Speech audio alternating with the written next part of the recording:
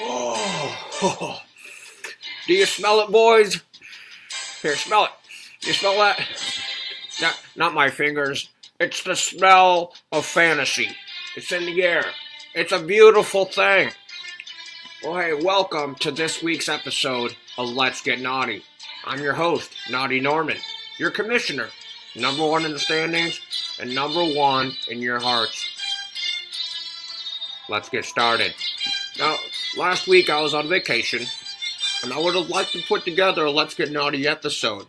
But, I was laying out on the coast with all the babes out there, so I wasn't able to do that. So this week we're going to jam-pack a recap of what happened in week 1, and then also go over my naughty predictions for week 2. Alright, you ready, boys?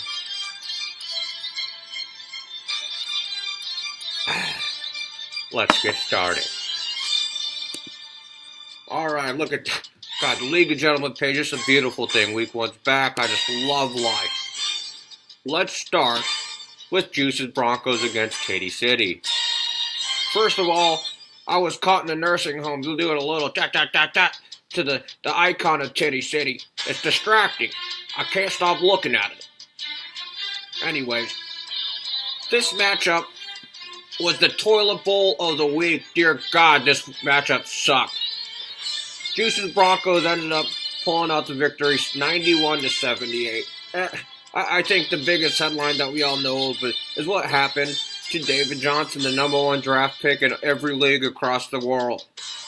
So, unfortunate break for Juice's Broncos.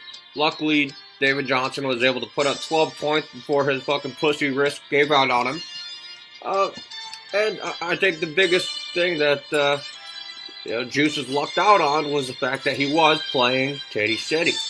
Now, when you look at Katy City's team, on paper, he's got a fantastic team with Tom Brady, Julio Jones, Demaryius Thomas, DeMarco Murray. I mean, his squad is stacked.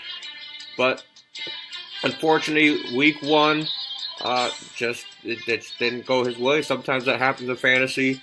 I wouldn't count Katy City out. I think this week is more of a fluke than anything. I see him rebounding. Now, as for Juice's Broncos, I think that for his squad to do good moving forward, Christian McCaffrey's going to have to step up.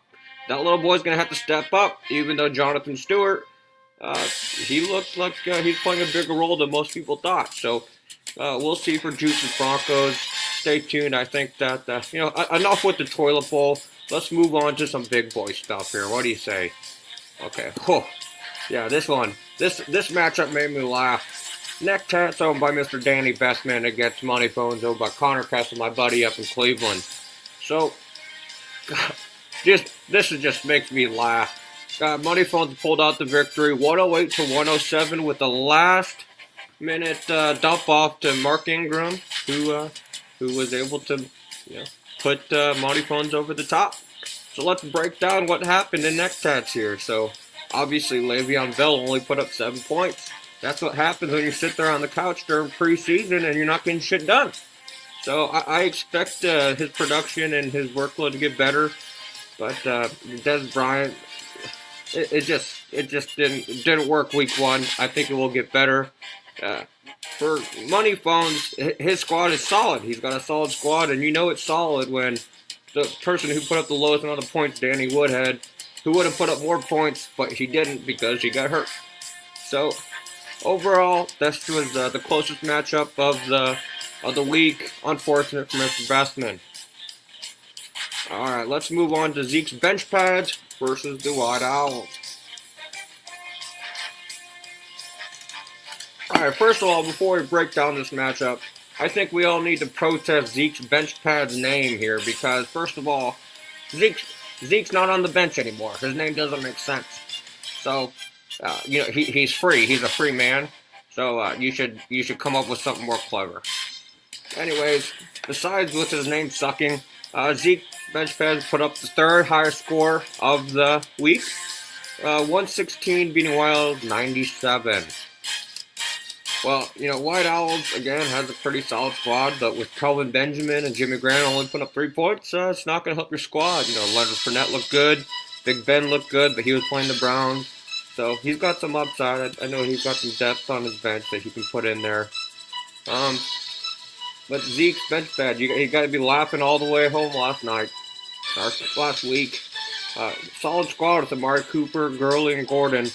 I expect Zeke's bench bad. I expect him to get at least 5th place this year. Alrighty, boys. Let's move on to the real Slim Brady, aka This Guy Fucks, versus the Pickle Boy. And the real Slim Brady, I think his score looked a little bit inflated with the Los Angeles defense putting up 28 points, which is in stark contrast to Mr. Andy Dalton over here. So let's break this down here. Pickle Boy starts the ginger at quarterback. He throws 4 interceptions. 4 interceptions. And then, to add insult to injury, Allen Robinson tears his ACL.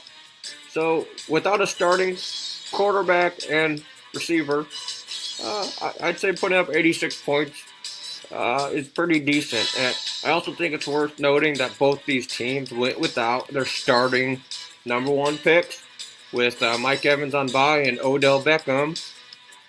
He's got pussyitis like David Johnson. I think he'll be back next week, though. So I expect Preston Pickle to pick his shit up. I see he's starting Andy Dalton this week. Again, let's see how that works out for him. The real Slim Brady, this guy fucks. This fucks. He's in 2nd place, so let's see if he can keep it going. Alright. Now for the game of the week. Alright. So, this matchup was personal. You know, for those of you who don't know Tep, Tep is the best hockey referee in all of Missouri. He's much better than those gay twin boys that we know when it comes to refereeing. So, you know, this matchup, I was trying to stick it to Tep for all those penalties that he called against me in college. So, and I think we did just that. So, you know, I put up the highest score of the league, but I know that's a lot. In part to Kareem Hunt putting up 44 points. But if you look at the squad, just look at it. Antonio Brown, Brandon Cooks. I got Stephon Diggs on the bench, which I would have started him. Whew. But, you know, looking at that squad, he's got a solid squad with Jordy Nelson and Marshawn Lynch and Gronk. Unfortunately, Gronk only put up 5 points. But I know next week it's going to be better for him with Jarvis Landry getting off his bye week. And Jason Witten, you can't start him over Gronk. So, just unfortunate week for Tep. I expect next week will be a little bit better. But let's move on to my naughty predictions. If we can get there. Alright, for week 2. Well, this is obvious. Naughty Norm against the White Owls. Marcus, you already know. You know, I expect the number 1 guy in the standings to continue his run. But my naughty prediction is that Marcus will have the 2nd highest score in the league this week and still lose. That's my naughty prediction. Alright. Neckcats against the Preston Pickle. You know, both squads coming off a loss. So, unfortunately for one of these guys, one of them will end up 0-2. Now, it looks like Pickle Boy is giving his Ginger QB another go-around in tonight's matchup against Houston. But he will have Evans back in the lineup. But for Neckcats, I expect a bigger week from Le'Veon Bell and Drew Brees, who is playing the Patriots defense that made Alex Smith look like a damn rock star. So my naughty prediction is that Neckcats will come away with the victory on this one come Tuesday. Alright, Titty City versus Money Phones. So, Money Phones, who's still off his high with his 1-point win, faces off against an angry Tom Brady. So Money Phones will have Jay Ajayi back in his lineup for the first time, which is positive. But my naughty prediction is that Titty City will have a comeback week and beat Money Phones. Mark my words. Alright, Zeke's bench pads against this guy Fox. Alright, so this is a battle between the number 2 and the number 3 spot. So one of these guys will be 1-1 after this is over. So I would say this one's more of a toss-up. I think Todd Gurley and Amari are gonna, lead the bench pads. Well, we'll see. My naughty prediction is that this will be the closest matchup of the week. But I say bench pads will take the victory. Alright, last prediction. Suba Light versus Juice's Broncos. So this one's a tough one. Juice's without DJ. I expect Sumo's defense will put up big numbers tonight. He has Houston's defense against Cincinnati, who threw 4 interceptions last week. So my naughty prediction is that Marshawn Lynch will have 2 goal line touchdowns against the Jets, and Sumo Light will take his first victory of the season. So, alrighty, boys, that's a wrap. That's what I got my predictions. That concludes this episode of Let's Get Naughty. So with that being said, good luck out there, boys, and cheers to Naughty Norman.